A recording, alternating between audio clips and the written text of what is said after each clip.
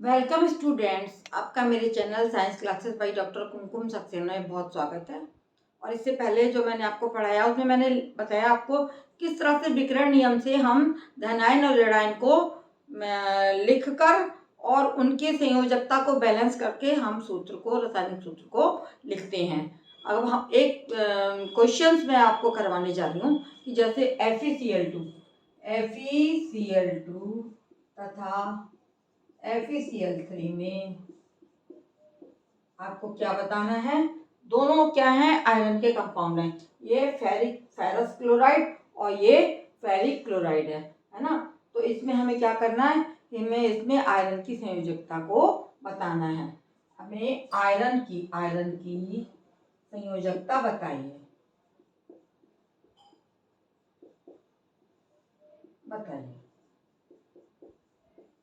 आप जैसा जानते हैं कि Cl की जो है धनायन ऋणायन है, Cl की संयोजकता -1 होती है।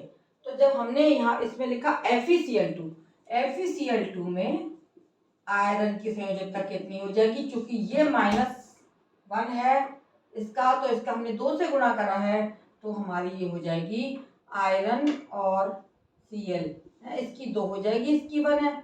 तो इस तरह से हमने डायगोनल इसको गुणा करेंगे तो हमारा हो जाएगा ये Fe1 और Cl2। यानी इसमें आयरन की संयोजकता कितनी हुई? आयरन की संयोजकता इसी डायगोनल उससे निकालेंगे 2 होगी,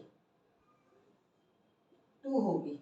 पिछले भी मैंने आपको जो पढ़ाया उसमें यही बताया था, है ना। अब चलते हैं FeCl3 है ना। FeCl3 जो है ये है फेरस क्लोराइड और इसका नाम है, ये कहलाएगा आपका, ये कहलाएगा फेरिक क्लोराइड। ये क्या है? Ferric chloride. उसी तरीके से हम अलग अलग लिखेंगे और उसकी संयोजकता निकालेंगे। कैसे? ध्यान दीजिए आप लोग, ब्लैक बोर्ड पर देखिए। Fe की और Cl की संयोजकता -1 है और यहाँ पर Cl के हमने 3 लिए हैं, तो आयरन के हमको इसको बैलेंस करने के लिए हमने ये 3 हो गई, यहाँ पे +3 होगा, तभी डायगोनल हमने गुणा किया है। तो Fe का 1 से गुणा किया तो ये हो गया Fe1 और Cl3, है ना। Cl की संयोजकता कितनी है? Cl की संयोजकता 3 है और आयरन की संयोजकता -1, आयरन की क्लोरीन की संयोजकता -1 और आयरन की +3 है, इसलिए हमको +3 क्यों लगाना पड़ा? Cl में +3 इसलिए लगाने पड़े क्योंकि आयरन की संयोजकता इसमें +3 है। तो फेरिक क्लोराइड में आयरन की संयोजकता, आयरन की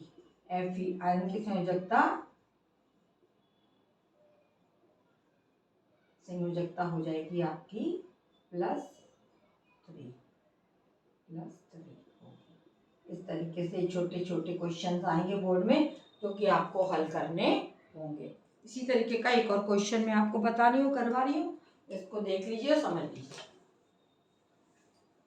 एक अन्य सवाल है, इसको लिख रही हूँ और समझाती हूँ आपको कि फास्फोरिक अम्ल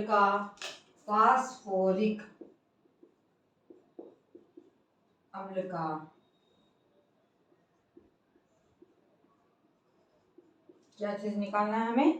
फास्फोरिक अम्ल का अणुसूत्र है, दिया हुआ है। फास्फोरिक अम्ल जो होता है वो होता है H3PO4 है, क्योंकि इसमें फास्फोरस की, अभी आपको समझाऊंगी कितनी संयोजकता है। एक धातु, इस तरीके के क्वेश्चंस आते हैं, एक धातु कोई है जो M है ना, तो M के ऑक्साइड का सूत्र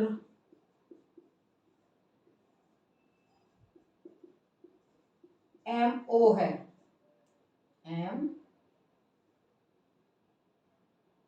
MO है।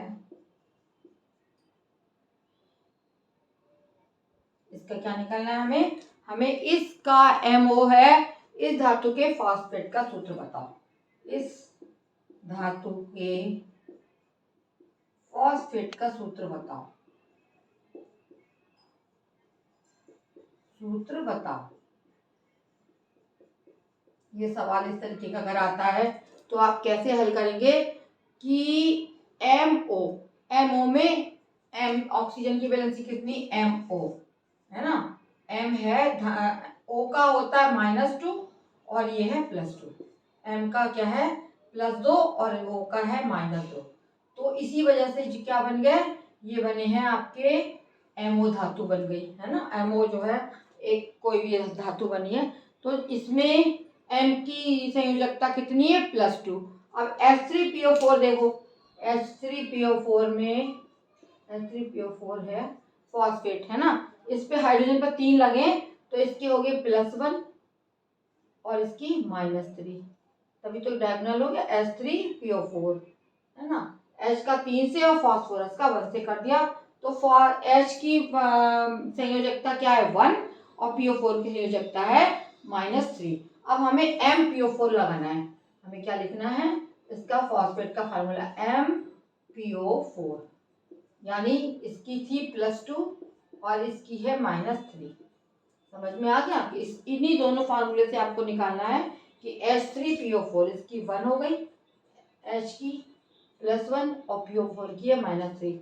इन्हीं दोनों को जोड़ते हम इसको निकालेंगे, डायगोनल गुणा करेंगे, यानी M का 3 से और PO4 का 2 से, तो ये क्या निकल आएगा इसका फार्मूला M3PO4 का होल ट्वाइस, PO4 को 2 से और M को 3 से गुणा करेंगे तो हमारा ये जो यौगिक बना है ये बिल्कुल ठीक है और ये बैलेंस है, और इस तरीके से संयोजकता को निकाला जाता है।